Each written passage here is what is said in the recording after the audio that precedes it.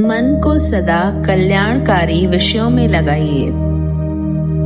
हमारा मन जब एक विषय में तृप्ति नहीं पाता तब वह भागकर नए विषय को पकड़ता है।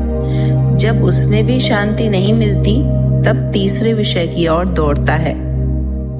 इस प्रकार वह सदैव इधर उधर भटकता, लुढ़कता और कूदता फिरता है, मानो उसकी कोई अमूल्य वस्तु खो गई हो, जिसका पाना उसे आवश्यक है और जिसके बिना उसका कार्य नहीं चल सकता। हमारे चंचल नेत्र इस संसार में अनेक प्रकार के दृश्य देखते हैं, जिससे उनका प्रभाव मन पर पड़ता है। देखा गया है कि जीवन की बहुत सी घटनाओं, दृश्यों, परिस्थितियों पर मन सुख मानता है। मन को सदा कल्याणकारी विषयों में लगाइए। हमारा मन जब एक विषय में तृप्ति नहीं पाता तब वह भागकर नए विषय को पकड़ता है। जब उसमें भी शांति नहीं मिलती तब तीसरे विषय की ओर दौड़ता है। इस प्रकार वह सदैव इधर उधर भटकता, लुढ़कता और कूदता फिरता है, मानो उसकी कोई अमूल्य वस्तु खो गई हो, जिसका पाना उसे आवश्यक है और जिसके बिना उसका कार्य नहीं चल सकता। हमारे चंचल नेत्र इस संसार में अनेक प्रकार के दृश्य देखते हैं, जिससे उनका प्रभाव मन पर पड़ता है। देखा गया है कि जीवन की बहुत सी घटनाओं, दृश्यों, परिस्थितियों पर मन सुख मानता है, अतः इन पर वह देर तक टिका रहता है। बहुत से ऐसे विषय हैं कि वह उनसे जल्दी ही पीछा छुड़ाना चाहता है, अतः मन को किसी एक सुंदर, उपयोगी, कल्याणकारी विषय पर टिकाए रखना संयम की अपेक्षा सुगम है।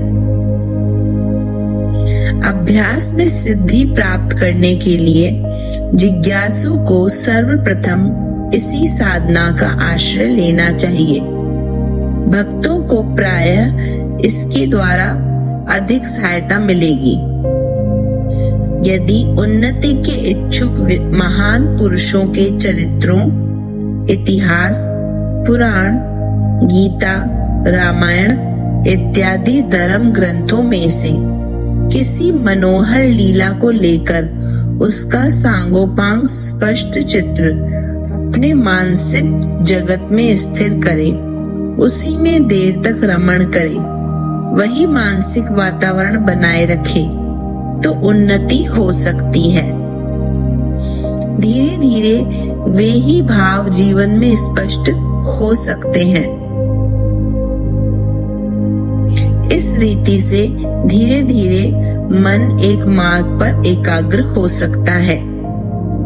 ज्यों-ज्यों वह मानसिक एकाग्रता, चरित्र और भाव चित्र में अपना प्रवेश पाता जाएगा, त्यों-त्यों यह आदत मजबूत होती जाएगी और मन सरलता पूर्वक एकाग्र होने लगेगा। जीवन की किसी मनोहर सुंदर घटना को मानसिक जगत में उपस्थित करने से चित्त का संयम जितना हो सकता है उतना किसी पुस्तक को पढ़ने अथवा विषय को रटने या दोहराने से नहीं हो सकता। जिन लोगों ने मन का साधन आरंभ कर रखा है, उनकी प्रायः ये शिकायतें होती हैं कि संयम के साधन का यत्न करने से चित्त की चंचलता और भी अधिक बढ़ जाती है। वे कहते हैं कि हम मन को एकाग्र करना चाहते हैं, परंतु वह नहीं होता। कुछ अंशों में यह शिकायत ठीक है, परंतु वास्तव में देखा जाए तो उनका साधन ही गलत है, क्योंकि वे एक म्यान में दो तलवारें रखने का प्रयत्न करते हैं। एक विषय को पकड़े हुए हम दूसरे विषय को नहीं पकड़ सकते। एक साथ ही हम दोनों नाव में नहीं बैठ सकते। प्रत्यक्ष हम यह बात देखते हैं कि जहाँ बहुत शोर हो रहा हो या परस्पर 3-4 मनुष्य एक साथ बोल उठे, उस समय हमें सबों की बात एक ही समय में नहीं सुन पड़ती, क्योंकि हमारा मन सदा एक ही विषय को देखता, सुनता और विचार करता है। पुस्तक के 2 पृष्ठों को अथवा 2 लकीरों को हम एक साथ कभी नहीं पढ़ सकते। अतः इससे यह सिद्ध है कि हमारा चित्त सदैव एक ही विषय को पकड़ता है, पर कठिनाई यह है कि अधिक काल तक वह उस पर स्थित नहीं रहता। इसलिए जब तक हम एक मुख्य बात को, जो हमारे चित्त में जमी हुई है, ना छोड़ें, तब तक चित्त दूसरे विषय पर स्थित नहीं हो सकता। जो विषय उपयोगी है, जिनसे वास्तव में हमारा सच्चा लाभ हो सकता है, जो हम अध्ययन कर रहे हैं, उन्हीं पर मन को बारंबार एकाग्र करना चाहिए। इस एकाग्रता की सिद्धि हो सकती है। उदाहरण के लिए, जब बालक रोता है, उस समय यदि हम उसे भय दिखाएं और कहें कि चुप हो जा, नहीं तो पीटेंगे, तो शायद वह चुप हो।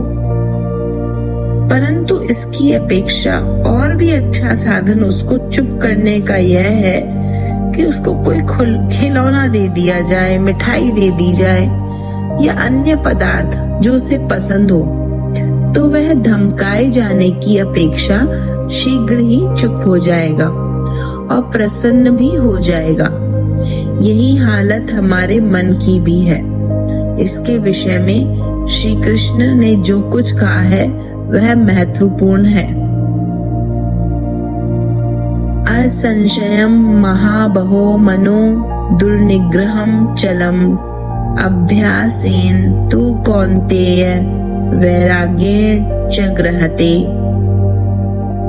उन सब साधकों को जो मन का साधन कर रहे हैं, दृढ़ता के साथ उन संकल्पों पर दृष्टि रखनी चाहिए जो चित्त में सदा प्रवेश करते रहते हैं।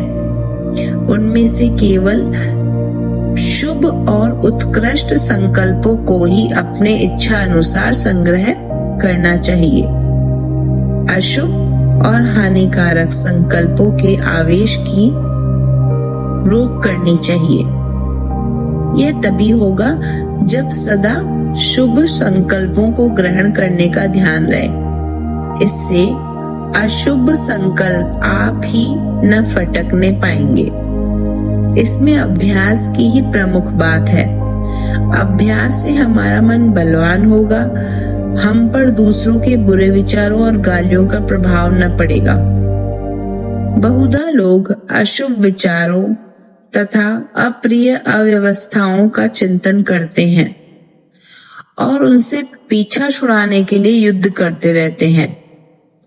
रोगी मनुष्य यदि रोग का ही चिंतन सदैव करेगा तो वह कदापि स्वस्थ नहीं हो सकता, चाहे कितनी ही औषधियों का सेवन करे। इसके विपरीत यदि मनुष्य दवा ही ना ले और अपने संकल्प को बलवान रखकर मन की चंचलता पर संयम करके पूर्ण स्वस्थ तथा आनंदमय अवस्था का चित्र ही अपने मानसिक जगत में उपस्थित करे और यह धारण करे कि वह पूर्ण स्वस्थ है, तो वह अवश्य स्वस्थ हो जाता है।